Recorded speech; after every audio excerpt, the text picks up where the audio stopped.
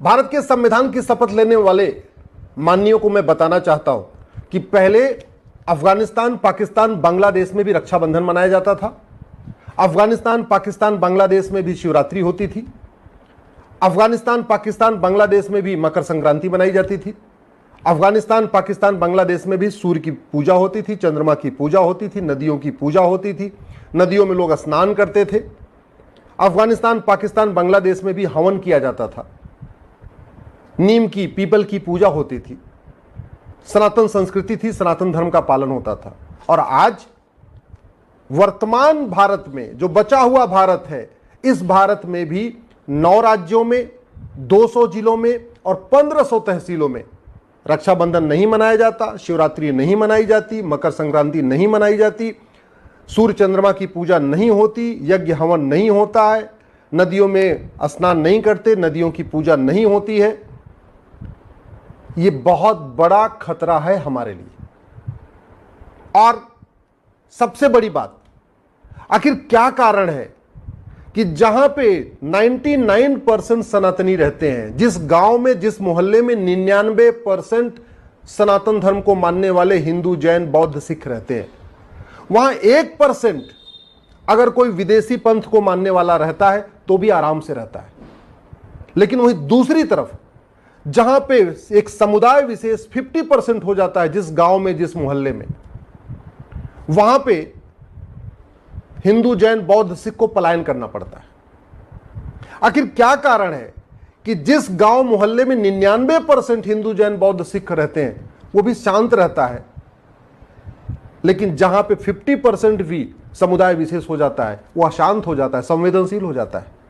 आखिर क्या कारण है कि जहां 99% हिंदू, जैन, बौद्ध, सिख रहते हैं वहां 1% भी विदेशी पंथ को मानने वाले आराम से रहते हैं, उनको मजबूर नहीं करता पलायन करने के लिए। लेकिन जहां एक समुदाय विशेष 50% हो जाता है वहां पे हिंदू, जैन, बौद्ध, सिख को पलायन करना पड़ता है। आप भी मानते हैं, मैं भी मानता हूं कि हर मजहब में 99% लोग अच्छे होते हैं, 1% बुरे होते हैं। लेकिन सवाल वही है कि जब 1% बुरे लोग हिंदू, जैन, बौद्ध, सिख के ऊपर अत्याचार करते हैं, बहन बेटियों से बलात्कार करते हैं, उनका घर जलाते हैं, उनका खेत खलिहान पे कब्जा करते हैं, उनकी मकान दुकान पे कब्जा करते हैं, तो ये 99% लोग उनके खिलाफ क्यों नहीं आते? अफगानिस्तान में हिंदू, जैन, बौद्ध, सिख पे जब अत्याचार हो रहा था तो जब 1% लोग अत्याचार कर रहे थे तो 99% उनकी मदद क्यों नहीं कर रहे थे? आखिर वो भी तो पड़ोसी थे ना। पाकिस्तान में 1947 में जब अत्याचार शुरू हुआ, बलात्कार शुरू हुआ, आगजनी शुरू हुई, तो जो 99% अच्छे लोग थे वो हिंदू, जैन, बौद्ध, सिख की मदद करने के आगे सामने क्यों नहीं आए? अभी बांग्लादेश में जो 99% अच्छे लोग हैं वो हिंदू, जैन, बौद्ध, सिख की मदद क्यों नहीं कर रहे? कश्मीर में जब 1990 में नरसंहार हो रहा था तो वो जो 99% अच्छे लोग हैं वो 1% लोगों का विरोध करने क्यों नहीं आए? और आज तक उन्होंने क्यों नहीं कहा कि भैया तुम अपना घर छोड़ के चले गए हो, मकान छोड़ चले गए हो, दुकान छोड़ चले गए, आओ अपने घर में रह लो? वो 99% आज भी क्यों नहीं बुला लेते उन पुराने जो वहां से हिंदू, जैन, बौद्ध, सिख पलायन किए कश्मीर से? मैं आज ये संविधान की शपथ लेने वाले माननीयों से इसलिए सवाल पूछ रहा हूं क्योंकि बहुत सारे माननीयों को नार्सिज्म की प्रॉब्लम हो गई है, मेगलोमोनिया की प्रॉब्लम है या स्टॉकहोम सिंड्रोम की प्रॉब्लम है। अगर सारे मजहब एक समान होते हैं, सारे मजहब की एक टीचिंग है, तो पूरी दुनिया में हाहाकार क्यों मचा हुआ है?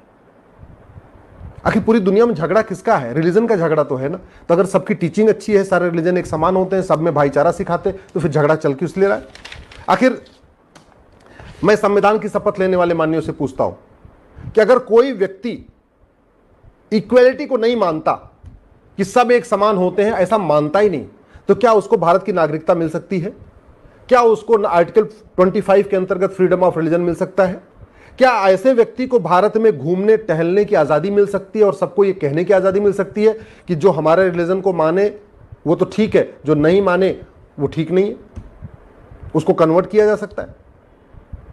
क्या भारत में जो लोग जेंडर जस्टिस को नहीं मानते, जेंडर इक्वलिटी को नहीं मानते, उनको भारत की सिटीजनशिप मिलनी चाहिए, उनको फ्रीडम ऑफ रिलीजन मिलनी चाहिए, उनको राइट टू जस्टिस मिलना चाहिए? क्या उनको भारत की और जो सुविधाएं वो मिलनी चाहिए? क्या जो लोग यूनिटी नेशनल इंटीग्रेशन को नहीं मानते, जो लोग फ्रेटर्निटी को नहीं मानते या फ्रेटर्निटी एमंग रिलीजन मानते हैं, यूनिटी एमंग रिलीजन मानते हैं, यूनिवर्सल फ्रेटर्निटी नहीं मानते, यूनिवर्सल इक्वेलिटी नहीं मानते, यूनिवर्सल जस्टिस नहीं मानते। कहने का मतलब न वसुधैव कुटुंबकम को मानते हैं, न नारी तू नारायणी को मानते हैं, न यत्र नारस्तु पूज्यते रमन्ते तत्र देवता को मानते हैं, न सर्वमंगल मांगल्य को मानते हैं। क्या भारत का संविधान उनको फ्रीडम ऑफ रिलीजन देता है क्या? जो लोग, जिनकी सोच ऐसी है कि जो हमारे मजहब को माने वो अच्छा, जो हमारे मजहब को न माने वो बुरा, जो हमारे मजहब को माने वो पाक, जो हमारे मजहब को न माने वो नापाक, जिसकी ऐसी सोच है, क्या उसको फ्रीडम ऑफ रिलीजन मिलना चाहिए? उसको स्कूल खोलने का अधिकार मिलना चाहिए और स्कूल में छोटे बच्चों को यही बात सिखाने का अधिकार मिलना चाहिए? जिस रिलीजन में डेमोक्रेसी का कॉन्सेप्ट ही नहीं है, डेमोक्रेसी बिल्कुल हराम है, क्या उसको भारत में फ्रीडम ऑफ रिलीजन मिलना चाहिए और स्कूल खोल के यह बात सिखाने का अधिकार मिलना चाहिए? आर्टिकल 13 क्या कहता है कि न कोई कुरीति होगी, न कोई कुप्रथा होगी। जो लोग कुरीति को ही अपनी रीति कहते हो, कुप्रथा को ही अपनी प्रथा कहते हो, जो लोग माता पिता को एक समान नहीं मानते, भाई बहन को एक समान नहीं मानते, पति पत्नी को एक समान नहीं मानते, क्या उनको भारत की सिटीजनशिप मिलना चाहिए? क्या उनको भारत में फ्रीडम ऑफ रिलीजन मिलना चाहिए? क्या उनको स्कूल खोलने की यही बात अपने स्कूलों में सिखाने की परमिशन मिलनी चाहिए क्या? आखिर हम कब तक ऐसे सवालों से भागेंगे? हम कब तक ये बात एक झूठी चीज को लेकर आगे ढोते रहेंगे कि मजहब नहीं सिखाता आपस में बैर रखना? सच्चाई तो ये है, मजहब ही सिखाता है आपस में बैर रखना। मजहब ही आपस में बैर रखना सिखाता है, इसलिए अफगानिस्तान, पाकिस्तान, बांग्लादेश में हिंदू, जैन, बौद्ध, सिख खत्म हो गए। मजहब ही सिखाता है आपस में बैर रखना, इसलिए पाकिस्तान में हिंदू, जैन, बौद्ध, सिख खत्म हो गए। मजहब ही सिखाता है आपस में बैर रखना, इसलिए बांग्लादेश में पिता के सामने बेटी का बलात्कार हो रहा है, पति के सामने पत्नी का बलात्कार हो रहा है, भाई के सामने बहन का बलात्कार हो रहा है और बच्चे के सामने मां का बलात्कार हो रहा है। मजहब ही सिखाता है आपस में बैर रखना, इसीलिए कश्मीर में बहन बेटियों के साथ दिन दहाड़े बलात्कार हुआ था, उनकी हत्या हुई थी। मजहब ही सिखाता है आपस में बैर रखना, इसलिए कश्मीर से पलायन हुआ था। और मजहब ही सिखाता है आपस में बैर रखना, इसलिए भारत के 9 राज्यों से हिंदू, जैन, बौद्ध, सिख खत्म हो गए। भारत के 800 जिलों में से 200 जिलों में हिंदू, जैन, बौद्ध, सिख खत्म हो गए। भारत की 6000 तहसीलों में से 1500 तहसीलों में हिंदू, जैन, बौद्ध, सिख खत्म हो गए। या तो कन्वर्ट कर उनका कन्वर्जन हो गया और या तो उन्होंने पलायन कर लिया, अपनी जान बचा के, अपनी इज्जत बचा के, अपना धर्म बचा के उन्होंने पलायन कर लिया। मजहब ही सिखाता है आपस में बैर रखना, इसीलिए सिख पंथ बना था। मजहब ही सिखाता आपस में बैर रखना, इसीलिए 2 साहिबजादों को, छोटे छोटे साहिबजादों को जिंदा दीवार में चिनवा दिया गया था। मजहब ही सिखाता आपस में बैर रखना, इसलिए हमारे पूर्वजों का उनकी निशंस हत्याएं की गई। उन्होंने धर्म के लिए बलिदान दिया अपना। और फिर हम आज की डेट में ये संविधान की शपथ लेने वाले नार्सिज्म, मेगलोमोनिया और स्टॉकहोम सिंड्रोम से पीड़ित लोग कह रहे हैं कि सारे all are equal, every religion is equal. कैसे इक्वल हो गया? क्या सारे रिलीजन में वसुधैव कुटुंबकम की बात है क्या? क्या सारे रिलीजन में अष्टांग योग सिखाया जाता है क्या? क्या सारे रिलीजन में सर्वमंगल मांगल्य सिखाया जाता है क्या? क्या सारे रिलीजन में राष्ट्र प्रथम सिखाया जाता है क्या? क्या सारे रिलीजन में इक्वलिटी, जस्टिस, लिबर्टी, फ्रेटर्निटी सिखाई जाती है क्या? जब नहीं तो फिर सारे रिलीजन समान कैसे हो गए? जब टीचिंग ही गलत है, जब टीचिंग में लिखा हुआ है कि जो हमारे रिलीजन को माने वो तो अच्छा है, जो नहीं माने वो बुरा है, और जो बुरा है उसके साथ कुछ भी कर सकते हो। जहां रिलीजन में लिखा हुआ है, किताब में लिखा हुआ है कि जो आपको मानेगा वो तो जन्नत में जाएगा, जो नहीं मानेगा जहन्नुम में जाएगा, जो मानेगा वो हीवन में जाएगा, जो नहीं मानेगा हेल में जाएगा, तो फिर सारे समान कैसे हो सकते हैं? इस चीज को माननीय सांसद, विधायक, संविधान की शपथ लेने वाले माननीय सांसद, विधायक, मंत्री, मुख्यमंत्री भी सोचे, हाई कोर्ट के जज भी सोचे, माननीय सुप्रीम कोर्ट के जज भी सोचे, और फैसला देते समय इस बात का ध्यान रखें कि ये भारत में सबको इक्वल अपॉर्चुनिटी तब तक है जब तक भारत में हिंदू, जैन, बौद्ध, सिख मेजॉरिटी है। हाई कोर्ट के जज और सुप्रीम कोर्ट के जज इस बात का ध्यान रखें कि सुप्रीम कोर्ट का सम्मान यहां तब तक है जब तक हिंदू, जैन, बौद्ध, सिख मेजॉरिटी में है। नहीं तो अफगानिस्तान में सुप्रीम कोर्ट की क्या हालत है, पाकिस्तान में सुप्रीम कोर्ट की क्या हालत है, और अभी कुछ दिन बांग्लादेश में सुप्रीम कोर्ट के चीफ जस्टिस को इस्तीफा देना पड़ा। क्यों करना पड़ा आप भी जानते हैं। इस देश के जितने नेता हैं, जो सांसद विधायक मंत्री अच्छी तरीके से समझ लें, भारत में सेकुलरिज्म है हिंदू जैन बौद्ध सिख के कारण। भारत में डेमोक्रेसी है हिंदू जैन बौद्ध सिख के कारण।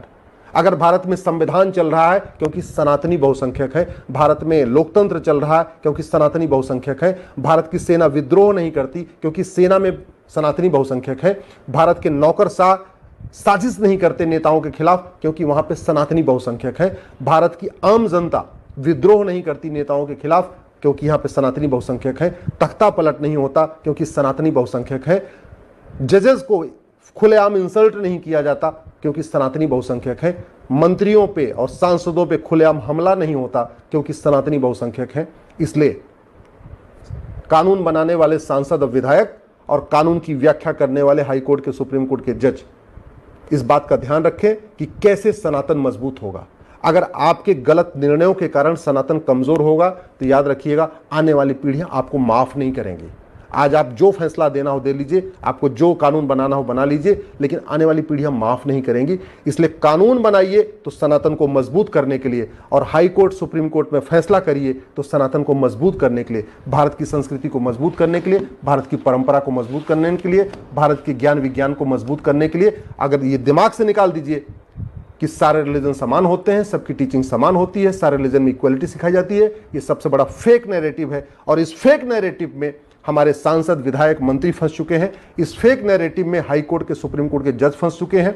बहुत सारे माननीयों को नार्सिज्म की बीमारी हो गई है, बहुत सारे माननीयों को मेगलोमोनिया की बीमारी हो गई है, बहुत सारे माननीयों को स्टॉकहोम सिंड्रोम है, और इसीलिए वो देश को कहीं न कहीं नुकसान कर रहे हैं।